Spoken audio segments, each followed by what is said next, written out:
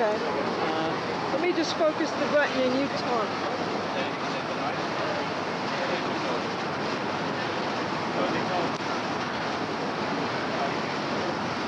You got the Green Party? Yeah. Okay. You don't have to make it.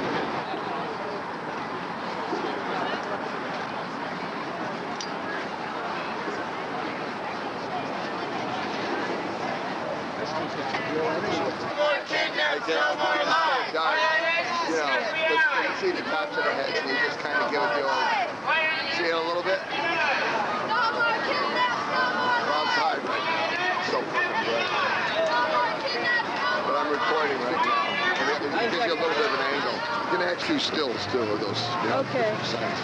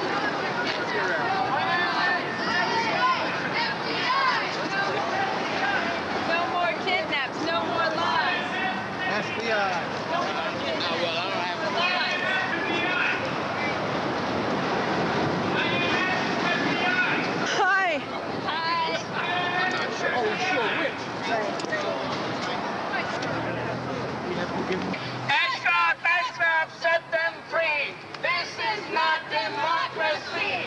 Extra, set them free. This is not democracy. Extra, set them free. This is not democracy.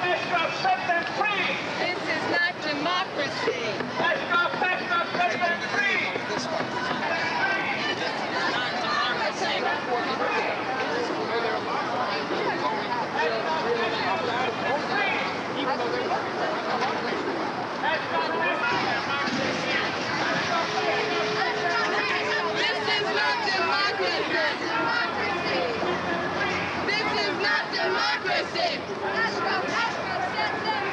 is not democracy.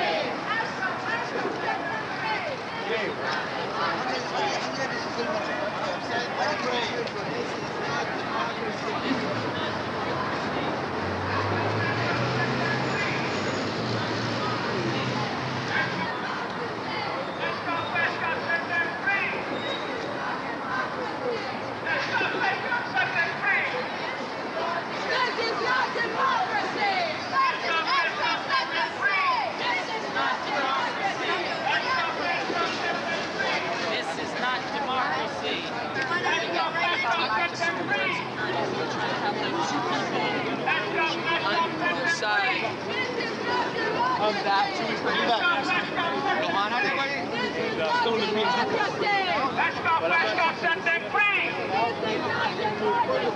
Let's go, set them free! Let's go, set them free! Let's go, set them free!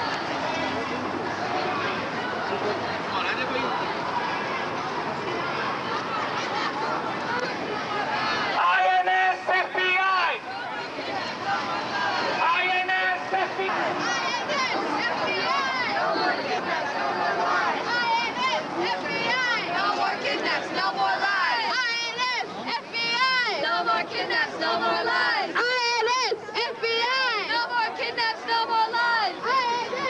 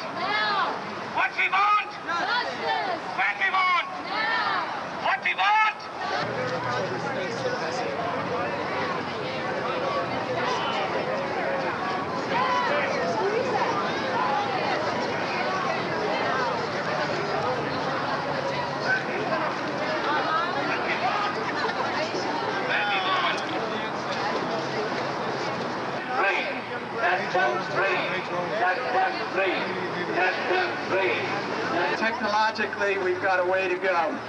Yeah, we do. I want to thank everybody again for coming. This is the first day.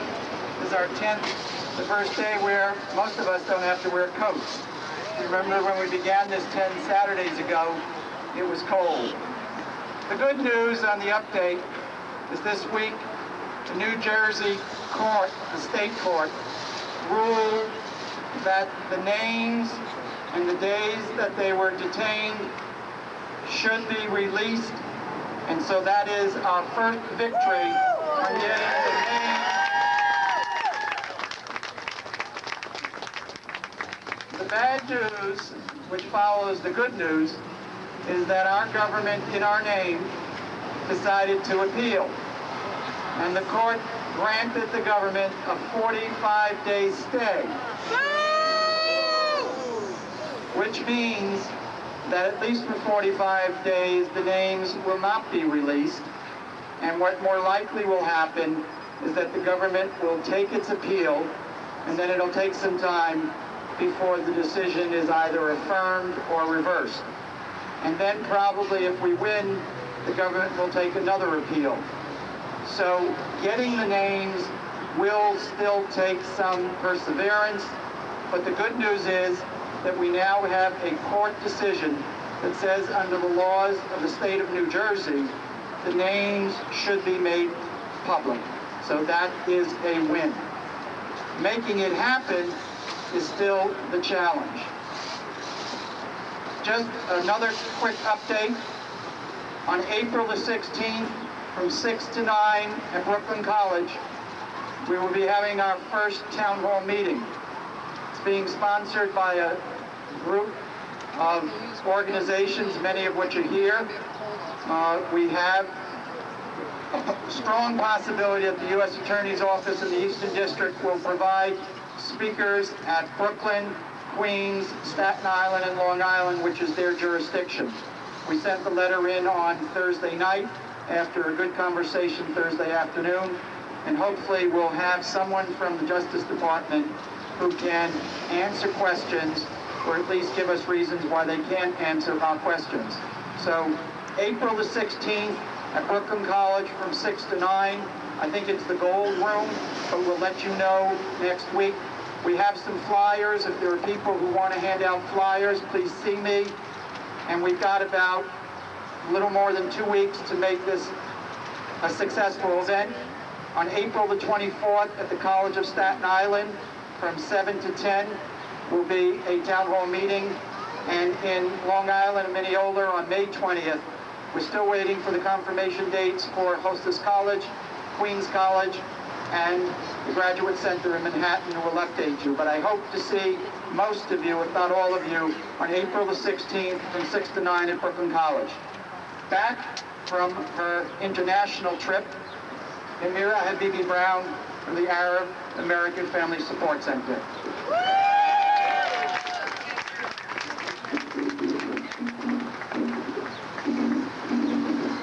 Good afternoon, everybody.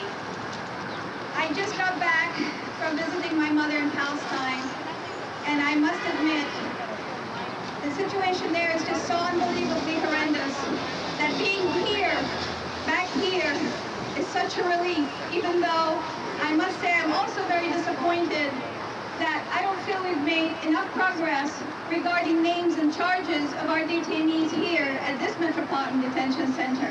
But I'm very, very happy to see that you have been continuing and that it's been growing and that you're all here again.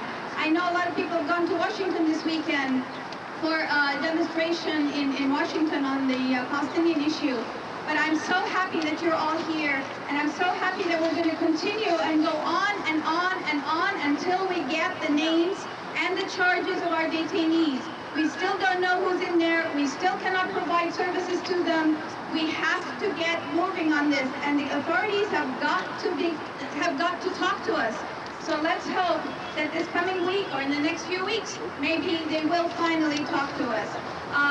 And now I'd like to introduce the speaker. What I'm doing right now is making a bunch of announcements. Yay! Can you hear me in the back?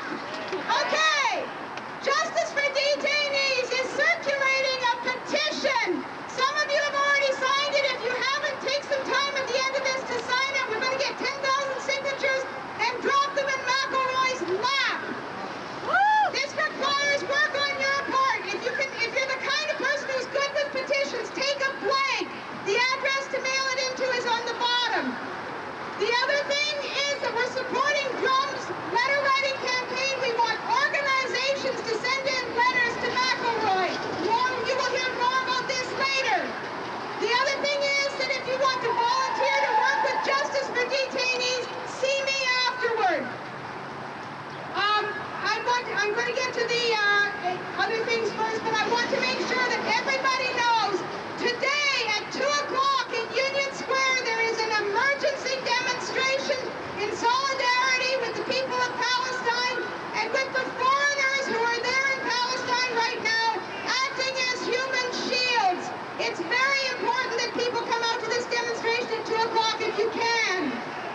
The other thing is that there will be a march of demanding equal access for immigrants to all social services, including health care, on the 30th of April. You'll hear more about that. It's a march across the Brooklyn bridges. And equal access is a big issue here for our detainees who want equal justice before the law. We want equal justice and equal access for all people living in this country.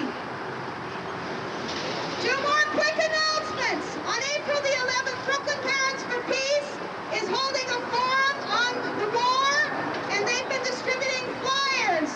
And on April 20th, there are buses going to Washington to oppose the war on terrorism, and there are all kinds of organizations that are handing around flyers. There's a yellow one from Answer.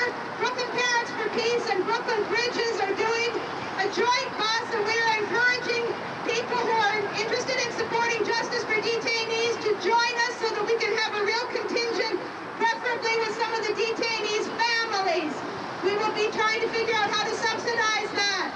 So get in touch with me, get in touch with the people from Brooklyn Parents for Peace if you're interested in that. This is the end of my announcements. I'm going to hand this back to Norman, and he's going to introduce the people. From the American Civil Liberties Union Project on Racial Profiling.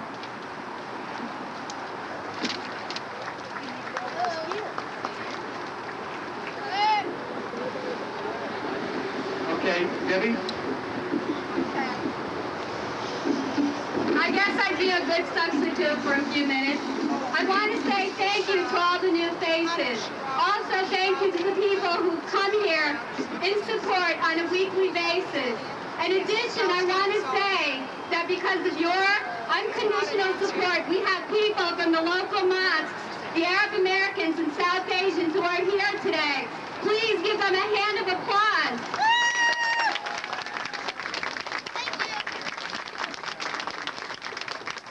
It's because of us being here 10 weeks in a row that we will continue to encourage people of color to join us. So thanks again, and I will hand it over to our next speaker. Tomorrow at 3:30, Women in Black and Jews Against the Occupation are also having a demonstration at 8:30. Okay, it gives me great pleasure to introduce to you today Ghazi Khan from CARE, the Council on American Islamic Relations of New York. He's Executive Director, and he'd like to address you. Well, it's because it was called by Women in Black and Jews Against the God loves you all because He gave you a beautiful day also.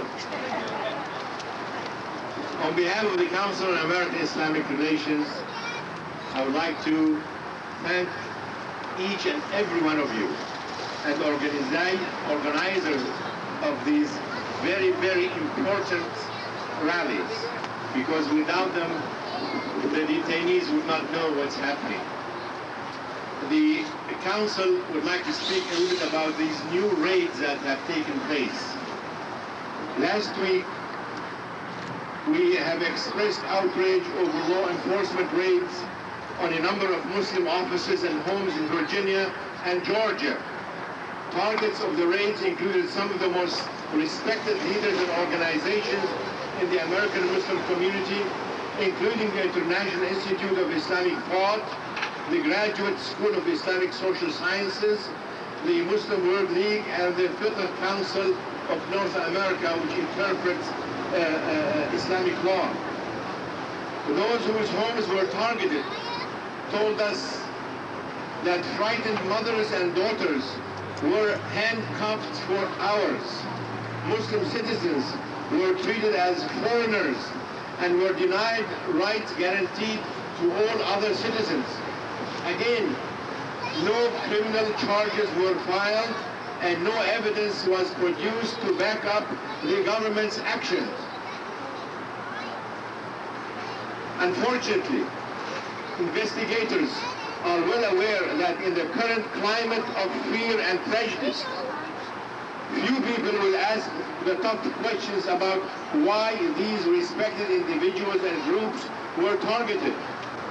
As in past incidents targeting American Muslim institutions, no one is being given their day in court to confront accusers or refute allegations. Security need not be gained by destroying the civil liberties and standards of due process that we all cherish and hold dear to all of us. We urge all to sign the petition and write your personal letters to your representatives in the Congress, the senators, and the White House. Please remind them that the government is treating the entire Muslim community as if it harbored or coddled the terrorists. Not one of the September 11 terrorists, my friends, was a recognized or respected member of the American Muslim community. They were all outsiders. They were all outsiders. They were not part of the American Muslim community. The Bill of Rights applies to all Americans, including Muslims. The use of secret evidence makes it impossible for those accused to defend themselves against undefined suspicions. And many of those attacked in the most recent round of raids have excellent relations with the Department of the government. Throughout the crisis, American Muslims have done everything they can to assist in the investigation and develop relationships between the government and the American Muslim community. This is America, and we have inalienable rights guaranteed by the Bill of Rights. such as freedom of speech, freedom of religion, freedom from unwarranted search and seizure, freedom to face our accusers and demand justice. How long will we have to endure this harassment before the government stops viewing our entire community through a veil of suspicion? That's right.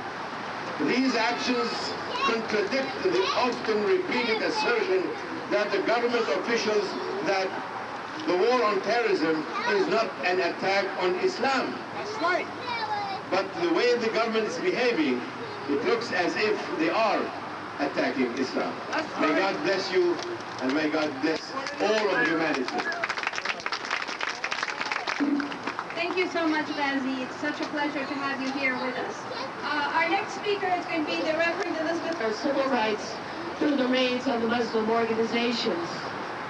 We at Park Slope United Methodist have taken on being the sponsors of the Coney Island Avenue project with the Pakistani community because we know and sadly know that we're far safer as a mainline Christian community to be the conduit for such funds and the sponsor of such an organization that wants to give direct help to detainees and their families. And that is sad that we need to do this. And yet at the same time, we are so proud to be able to be there and with the Pakistani community in this time.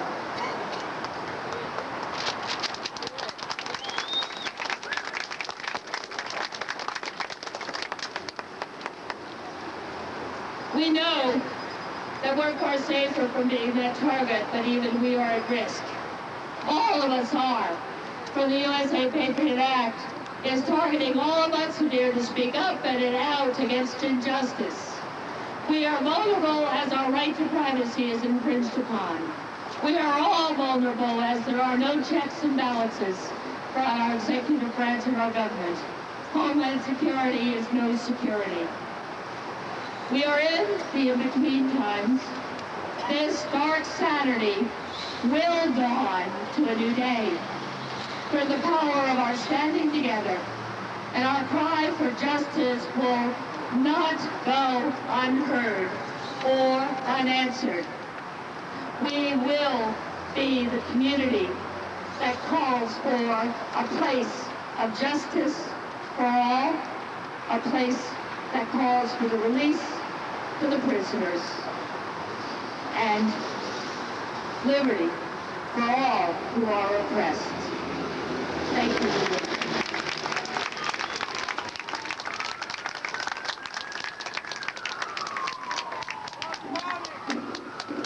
Thank you, Liz. Those are wonderful words that we definitely need to hear. Our next speaker is Ajanu Sankova, the Executive Director of New York City Police Watch.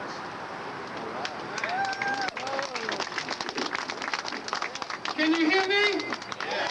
No justice? No peace. No justice? No peace. No justice? No peace. No justice? No peace. Let them go! Let them go. Let them go. Let them go! Let them go. Let them go! Sisters and brothers, we have crossed a line. The United States is supporting full-scale genocidal war against the Palestinian people. There are precedents to that in history. The genocide of the native peoples. Belgium annihilating millions of people in the Congo. I want you to give me other examples of this. This is no joke. There is a genocidal, full-scale war being done, supported by this country right now against the Palestinian people. We need to act about that and connect the dots and see the relationship between that act and those acts and what's going on here. The Patriot Act is this huge expansion of police power. At the same time, it's a restriction of the ability of the courts to review these activities of the police state. That is a structure that's in place for the very purpose of allowing this genocidal war to go on and this mass-scale war drive around the world to take oil in behalf of the West at the expense of the people living in that part of the world. We need to understand the economic imperatives here. And because of that broad, profound actions, we need broad, profound responses. A model of the kind of organizing that's necessary took place last week. I mean, the brilliant participation of labor here last week was absolutely phenomenal. We need to continue that and build upon that. I'm a member of the Malcolm X grassroots movement. I'm also a member of the National Conference of Black Lawyers, active member of both of those organizations, as well as the National Coalition of Blacks for Reparations in America. We need to understand that as people of color, African descendant and Latino descendant people, this is the same struggle and the same fight. I don't see enough of my brethren in this audience right now. And I'm going to make it my commitment to help organize the kind of mobilization of people of color that we saw last week with respect to labor. That's essential. That's essential to be here. Just recently, the Manhattan Institute, which some of you may know, is a well-oiled, well-greased, highly influential think tank that was responsible for the quality of life policing paradigm, also came out with a report that said that racial profiling is a myth. Columbia University recently, this week, came out with a report that gentrification does not cause displacement. The right in this country is gearing up for another round of scientific racism. We need to increase our voices to counter this serious, pernicious propaganda. No justice, no peace. No justice, no peace. Our task is to free our brothers and sisters here.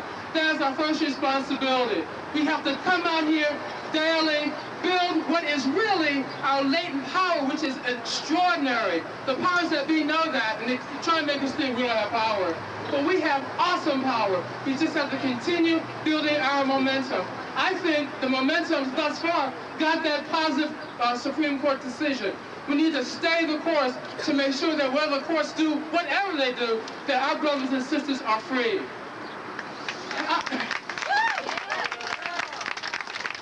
I'm going to be very brief. I direct New York City Police Watch. We are a documentation service of police misconduct and police brutality across the city. We are attempting to do what the CCRB can do and will not do. We will document the experiences of people in the street, their raw, real-life experiences with regard to police misconduct and police brutality. However, if they don't know that we're here, they're not going to call us. So I challenge the South Asian, Central Asian, Muslim community, call us. Call us. We are working with the Center for Constitutional Rights, the American Civil Liberties Union, DRUM, the Arab American Family Support Center, to document the real-life experiences so we can organize based on that data to strategically target police officers and police precincts to get them fired and to restore and to create community-controlled policing. This is a real-life democratic battle, a democratic initiative. Let them free! Let them free! Let them free! Let them free! God bless all of you. Okay, thank you, Ekamu. Our next speaker and our last speaker is Judy Green from the Coalition for Human Rights for Immigrants.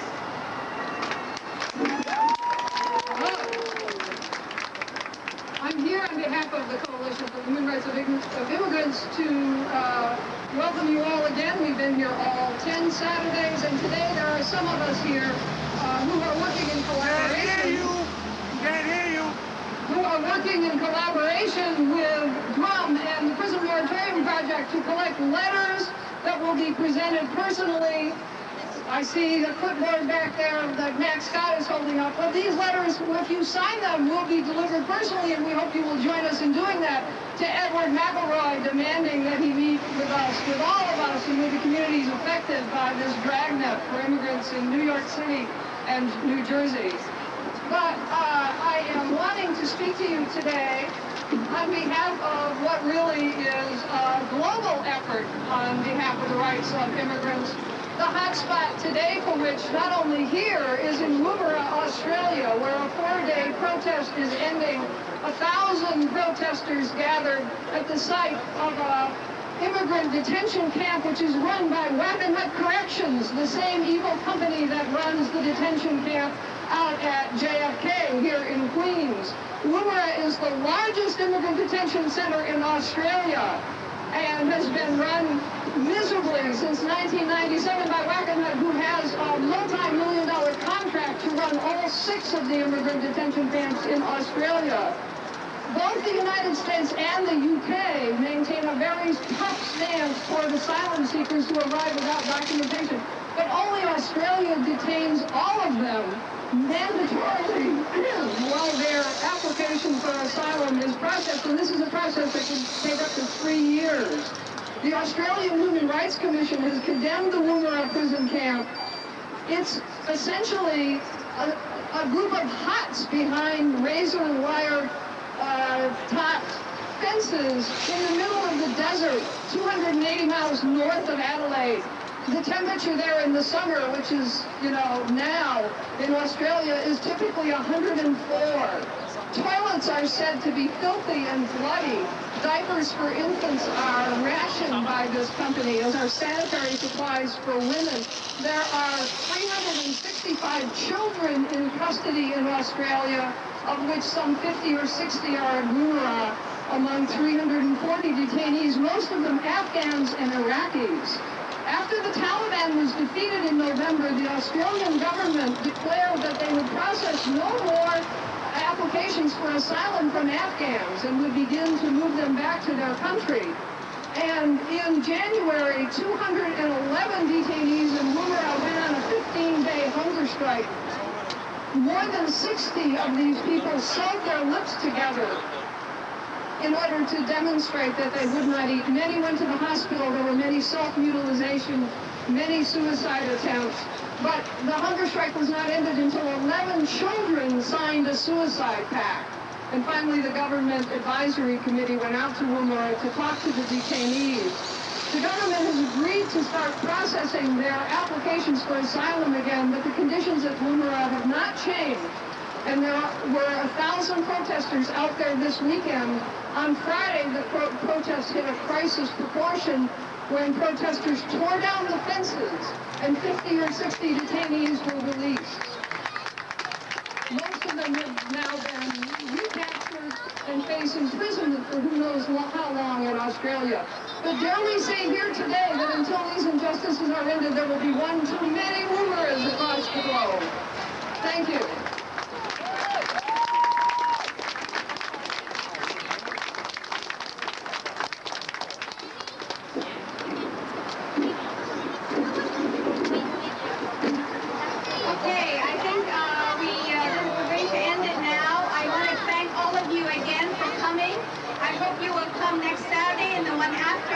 And bring your friends and relatives and everybody you know.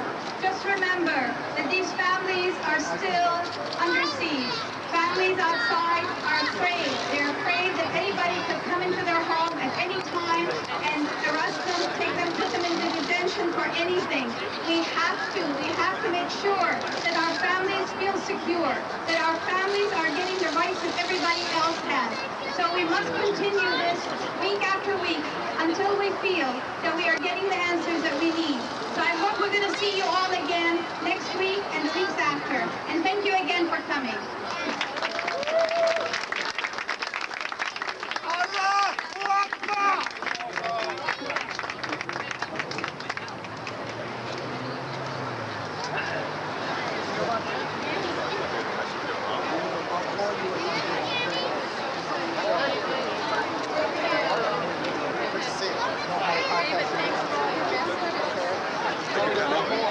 I'm going to wait. I'll get a ride. Okay. Thanks for coming. Okay. Give this back.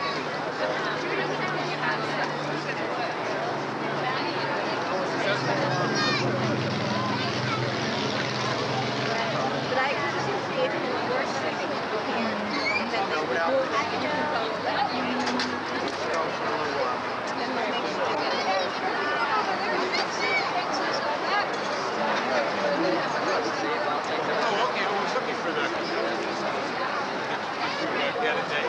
called up.